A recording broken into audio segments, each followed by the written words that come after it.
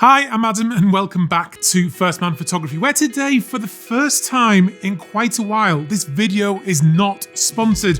And you'll see why a bit later on, but it strikes at the heart of this story that affects everyone about the problem with monetizing photography and digital content.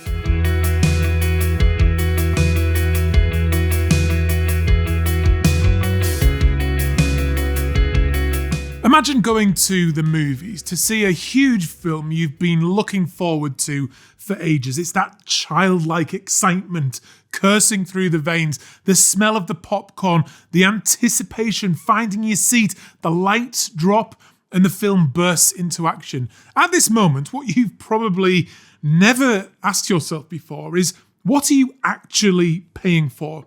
The obvious answer is that we're paying to see the movie, which in most modern cinemas is a digital version. While some of your ticket revenue does go to the movie studio, rather than spending money on a digital product, what we're really paying for is a physical service, the use of a comfy seat, a massive screen, big sound, and the opportunity to share that experience with a room full of people that all serves to maximize our enjoyment of the story.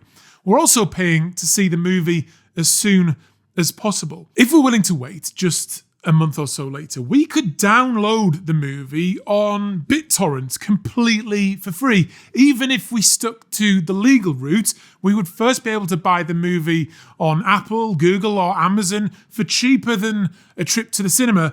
But if we wait even longer, the movie will eventually end up on subscription services like Netflix or Disney Plus. And if we wait even longer, it'll eventually turn up on TV, where essentially it's kind of being shown whether we watch it or not. The point is, the price to see a movie over time eventually trends to zero. This is a phenomenon that applies to all digital content. The music industry was the first to experience this in the late 90s when digitized songs began being distributed for free on things like Napster. The record studios moved quickly to try and make examples of individuals, but this ultimately failed because they were fighting against the simple fact the price of digital content will always trend to zero.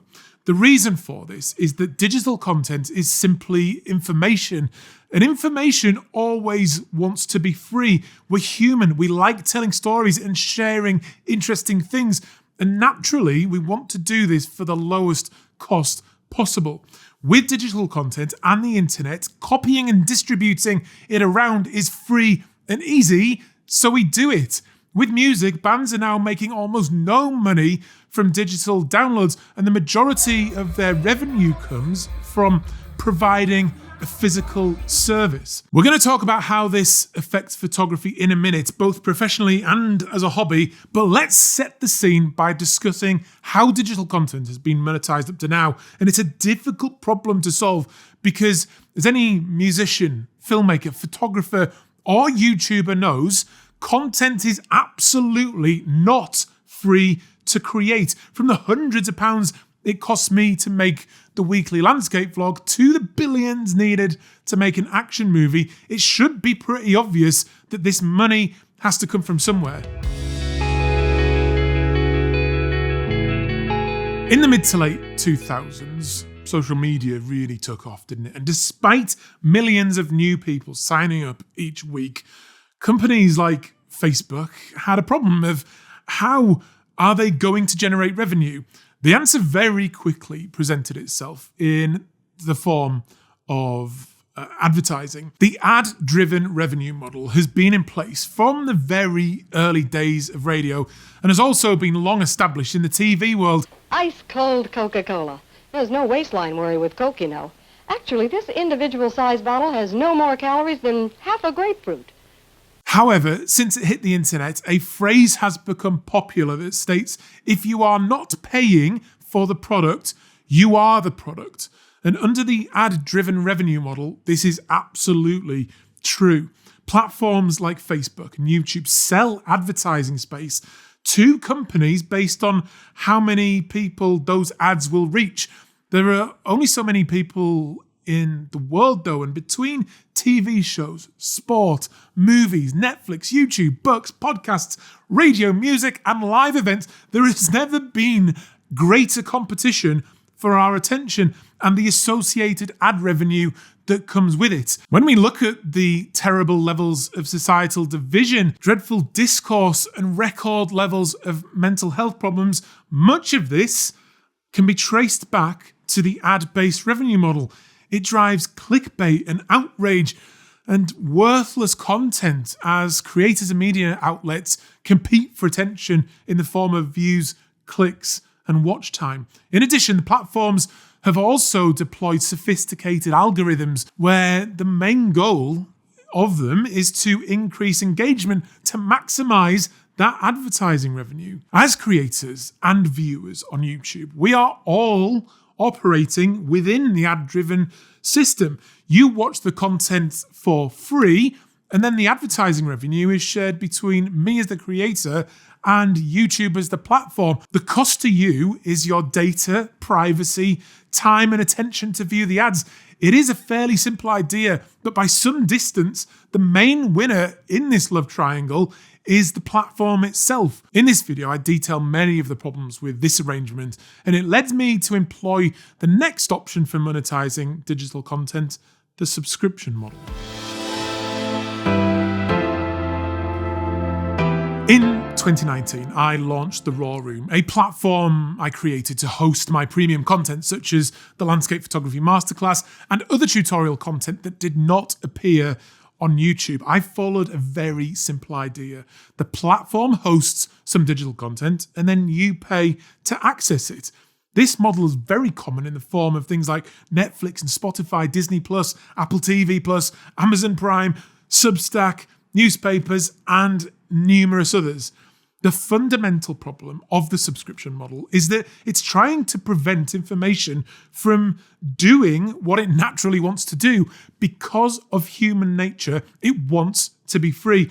This explains the irritation we've probably all felt when clicking on an interesting article on social media only to be transferred to the website and hit square in the face with a paywall. The second problem with the subscription model is there are now just so many of them. You could easily end up spending £200 a month by the time you've paid for software, entertainment, news, and education. It is a privilege afforded only to those who, well, can afford it. When I launched First Man Photography, one of the founding ideas was for the information and entertainment to be as inclusive as possible. For this reason, whilst I believe the Raw Room subscription has always delivered excellent value, something about it just never felt quite right. And that leaves just one other option for monetizing digital content, and that is value for value.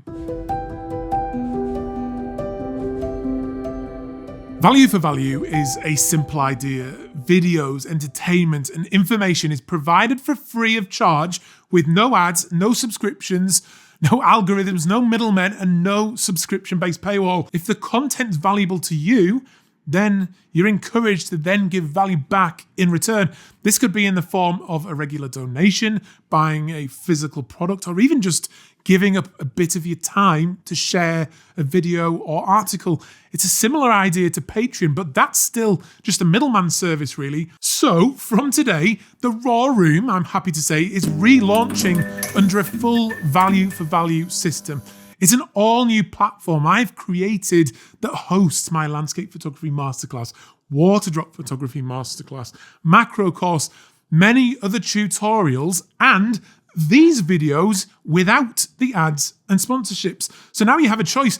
You can watch the videos here on YouTube, or you can head over to the Raw Room for a seamless viewing experience where there is no middleman. No one is selling your data, and I'm not stealing your time to watch ads. There are numerous benefits to the value for value system. First and foremost, no one is excluded, and anyone can go on the Raw Room and access the content on the site. Secondly, you are not the product. The site does not sell any advertising space or sponsorships, and companies will have no control whatsoever.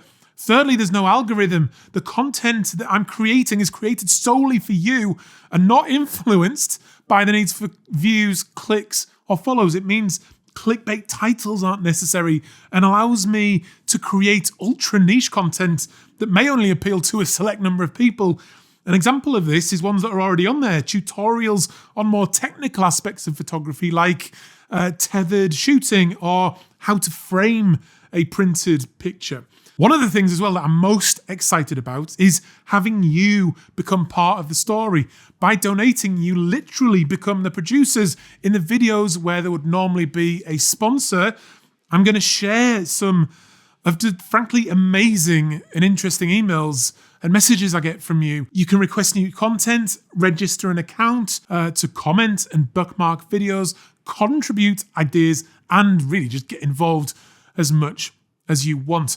Value for Value is a system designed to be long-term and sustainable. It's totally honest, mutual, and a system where the core audience are going to be the one that sustains you. There is no other agenda other than to entertain and inspire you. Now, one comment people often make when presented with the idea of value for value is, or they say, but I follow loads of people. I couldn't possibly donate or support all of them. This is likely true for most of us. But the point is, you don't have to support everyone. As the idea of value for value, as the idea of the value for value system spreads, if everyone supported just 2 or 3 of their favourite people, it would produce enough revenue to support millions of creators, big, small, and also those that are brand new that often get excluded by the algorithms. So please do check out the Raw Room. It's at rawroom.online and you can enjoy all the content there.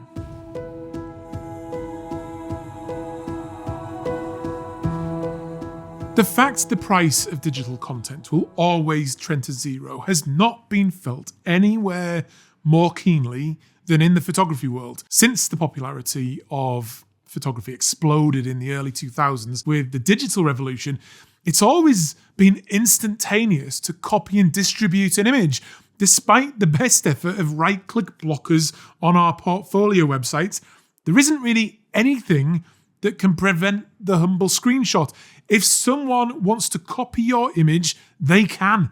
Combine this with the enormous supply, well, really, of absolutely beautiful photographs, and it becomes fairly easy to understand why it's harder than ever to make a living from photography. I've written and spoken extensively about why I believe NFTs are a scam, but it is very understandable, really, in the first place, why they appealed to anyone creating digital art or photography. They offered a promised land where a whole new wave of people could make a living from their artwork, despite the numerous technical issues, though, and the fact that Ethereum is a centralized, unregistered security shit show. NFTs were always doomed to fail because they breached the fundamental truth. The price of digital content will always trend to zero. Think about your photography for a moment. I'm going to assume, like me, you're spending time to make a thing, to make a photograph. But is that photo a product or a service? The problem is that at least 95% of all photography is a digital service. Instagram know this. When you doom scroll through your feed, you are using a service that Facebook is making money from via advertising. And the daft thing is, we provide them with the content for that completely for free. Commercial photography is also not immune to the downward price trend of digital content. In fact, more than likely, it will be eroded away almost entirely. The developments in AI over the last several years are astonishing. We now have the ability to tell an AI a few words and it creates an original image virtually from scratch. And even today, some of them are very good. What do you think ad agencies are going to do? Pay a photographer a 5-figure sum or talk to an AI for a few seconds for free? The images will always be soulless husks that should not be defined as art, but for advertising and marketing, no one is going to care. That being said, I am not without hope. The future of photography, I think, ironically comes from the past. Photography was never designed to be viewed on a screen. The future is turning your wonderful photographs into something physical. Return it from a service back to being a product again with genuine value. A print, a book, a calendar, or anything else you can think of, and then maybe selling it. Viewing photography in this way, you can literally feel the hard work, the endeavor, and the commitment it's taken to create it. It's more meaningful, becomes a thing you can actually own, and ultimately is a more fulfilling experience. So yeah, head down to the link down below or go to rawroom.online, browse around, consume the content, register an account. I hope you enjoy it, and I'll see you on another video here or there very, very soon. Bye.